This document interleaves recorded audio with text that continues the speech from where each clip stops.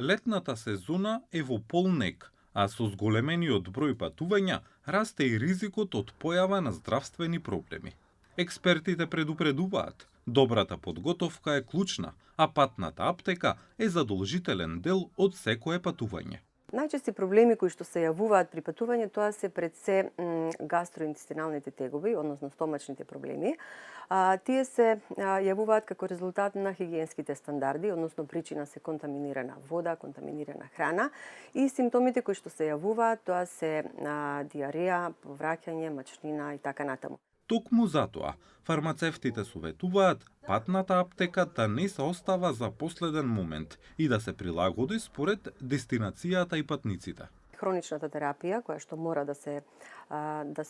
има во предвид, да не се заборави, затоа што тука се работи за висок крвен притисок, се работи за дијабет и други некои хронични болести и треба да се земе нешто повеќе од она што е потребно, се со цел да не настане некоја несакана ситуација па да се остане ден, два повеќе на одмор и така натаму.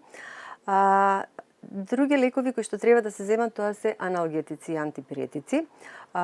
парацетамолот и ибупрофенот обавезно и тука пак ќе кажам треба да се прилагоди спрема возраста на патниците, значи ако се работи за деца тогаш се земаат сирупчиња за деца или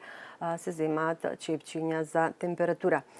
Антихистаминиците исто така не треба да се заборават, антихистаминици кои што се системски кои што делуваат, таблети како и антихистаминици кои што делуваат локално, тоа се разни гелчиња кои што ќе го ублажат чешањето, односно црвенилото кое што е предизвикано од убоди од инсекти, како и од сончева алергија.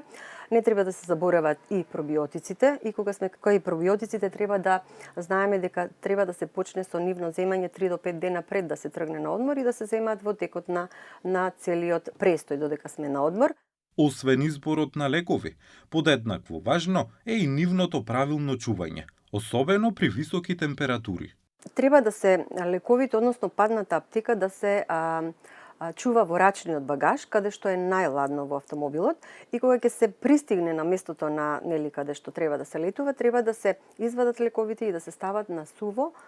и темно место, исто како што ги чуваме дома нормално и да се на температура 25 степени Целзиусови. Сега кога се работи за сирупчиња кои што се за деца, тогаш треба да имаме и оние преносни ладилници ладилничиња во автомобилите за да може да се чуваат лековите на поладно.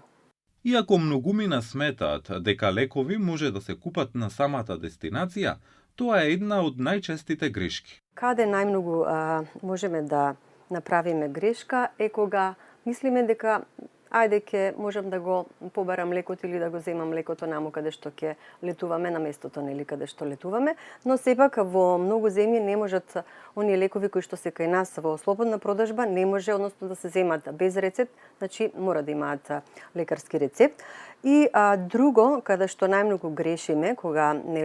при патување, за да не ни зафаќа простор лековите, па ги вадиме блистерите од оригиналните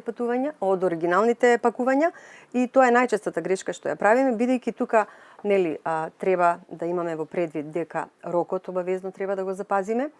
Подготовката не одзема многу време, но може да направи голема разлика. Затоа, пред да тргнете на пат, проверете ја вашата патна аптека за патувањето да биде побезбедно и поспокојно.